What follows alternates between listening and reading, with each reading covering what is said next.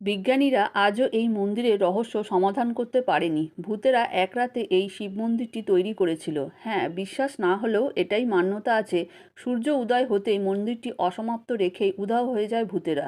কোনো ইট, সিমেন্ট, চুন ব্যবহার করেনি ভূতেরা এই শিব মন্দির তৈরি করতে।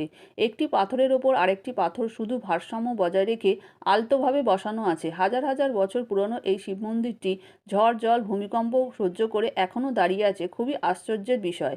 মুঘল রাজাদের কামানের গোলার আঘাতও এই মন্দিরকে ভাঙতে পারেনি।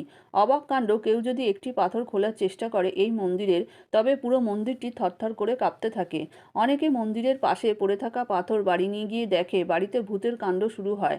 আবার তারা সেই পাথর রেখে দিয়ে চলে যায়। এই মন্দিরের তৈরি পাথরগুলো আশেপাশে কোথাও পাওয়া যায় না। সারাদিন এই মন্দিরের পাহারাদার থাকে, সন্ধ্যার পর সে গ্রামে চলে যায়।